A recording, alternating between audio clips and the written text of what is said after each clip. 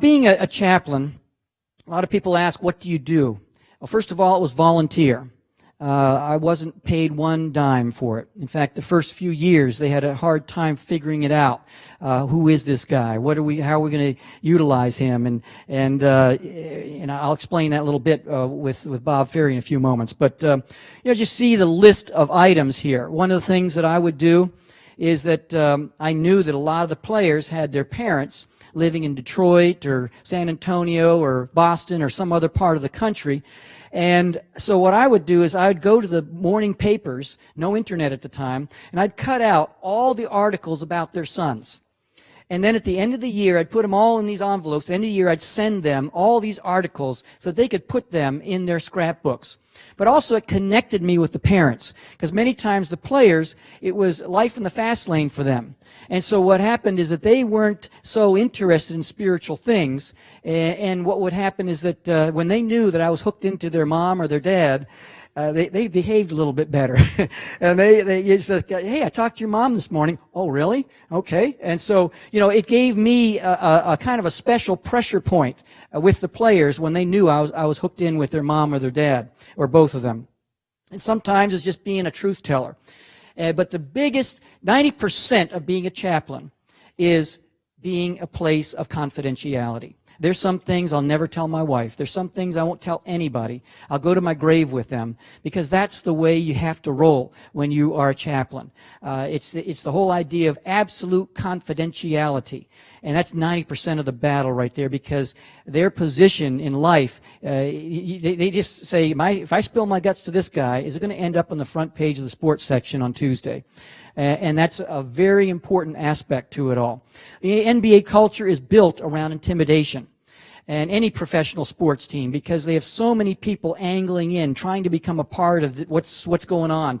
I can't begin to tell you how many times people have asked me, how can I become a chaplain? How can I get involved? I can't tell you how many times I heard stories of other leaders in this community trying to horn in and become the chaplain of the team.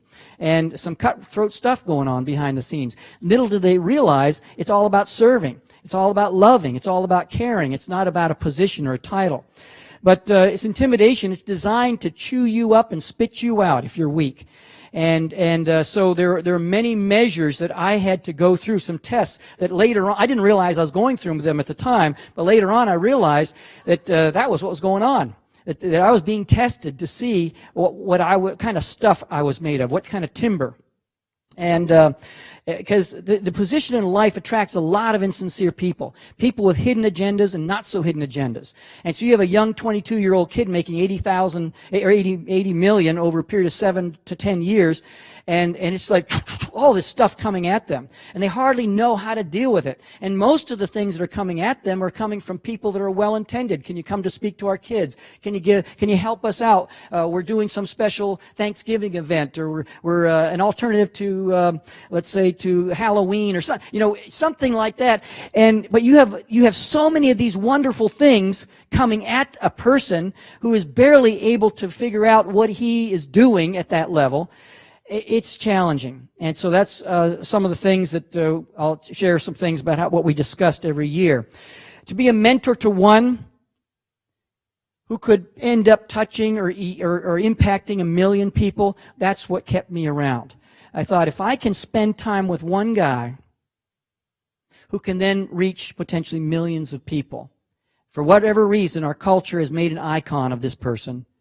And so let's utilize it. Let's use the platform. Let's use the bully pulpit, if you will, to be able to impact people. And I'm a strong proponent of, if a guy accepts Christ, you stuff him in a barrel for 3 years.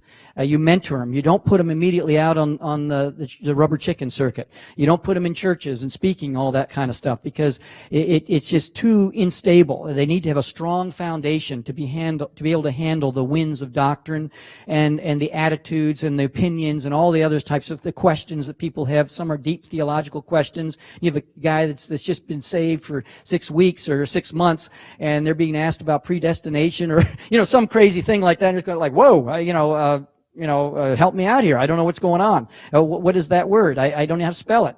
And so it becomes a thing. One of the things that we would do many times is we would meet with the chaplains during the NBA All-Star game.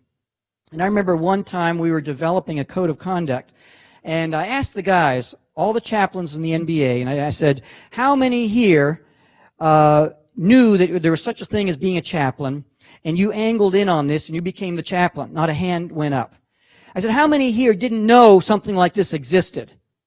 And you suddenly, in some serendipitous way, ended up doing this. Every hand went up. So now when people ask me, how do I become a chaplain? I say, don't desire it. You know, when you look at the odds, you know, you have greater odds of not desiring, you have greater odds of becoming a chaplain than if you do desire it, because of the way things have been built up over the years, the way that the whole chaplaincy program has developed. And the first year as a chaplain, what happens is you are there, you're kind of in awe. In fact, it really negatively impacts your ministry with the players, because they have this special radar, and they can tell a fan, a friend, and there's something, it's hard to even put into words, but they can instantly tell what's going on. And so what happens the first year, you're in awe. It's like, oh, there's Julius Irving over there. Oh, wow. There's, Bob Lanier, the biggest feet in basketball, size 23. And so I was very fortunate because I grew up in Canada. I didn't know who these guys were. I knew who Dr. J was, but I didn't know who Bob Lanier was. He was tall, big feet, yeah.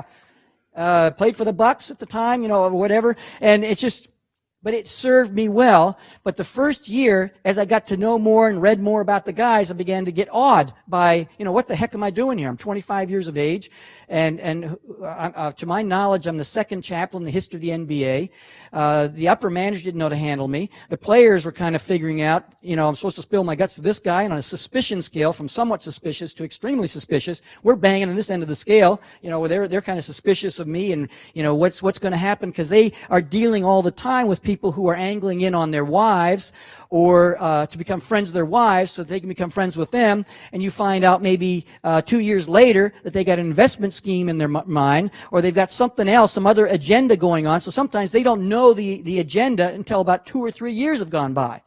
And so the whole idea is just to love them and to be there. So the first year, kind of a whole idea of I'm in awe. The second year, you start developing a bad attitude. You think, I'm volunteering my time, and only one guy showed up tonight. I travel 45, 50 minutes one way to get here. Nobody shows up tonight. And everybody's got their game face on. You don't know. Maybe they had an argument with their wife or their girlfriend or a family member. You don't know. Maybe it's an important game. Maybe they're feeling some pains and they're fearful about losing their career in their knees. And you just don't know what's going on underneath, and they don't tell you what's going on. And so about the third or the fourth season, all this stuff gets burned out of you. This intimidation factor, all this stuff, it gets burned out of you. And it served me well in working with heads of state around the world in different places. I just figure you put your pants on one leg at a time, and let's hang out, let's talk, let's deal with the issues at hand. And it's the whole idea of going through this process. And I warn chaplains in advance. This is the introspective, extrospective curve that you're going to go through in these first 3 or 4 years. Buckle your seatbelt, enjoy it, but be aware. You're not going crazy. Be aware of the process that you're going through, because it is a process. Trust the process, and just stick with the basics. Loving these guys, keeping confidentiality, teaching and preaching, being available, counseling, hang out, and always offer to pay every single time when you go out to lunch or dinner. Always offer. And do it genuinely, because they sometimes feel like they're wallet with ears, and you want to be something where you are there to give, and not to take. That's the whole purpose. And stick with the basics, and it'll be okay. 3 or 4 years later, we'll talk again, and you'll say, got it now. I figured this thing out. As I kind of worked through this whole process of even preparing for today, I began to think of, if I wrote a book about this, I'd probably call it Finding the Open Man, or Looking for the Open Man, because that's really what chaplaincy is all about, is looking for the open man to be able to pass off some principles, some ideas, so that then he can then take the shot and hopefully make it. But it's just looking for the heart that is open for the spiritual, for the invisible, for the eternal, and then spending the time to be able to impart to that particular person, earning the right to be heard, and then having something to say when that opportunity happens. I want to share you some pictures. I rarely allowed, in fact, I never allowed cameras into the back area because I felt that it would impact negatively the relationship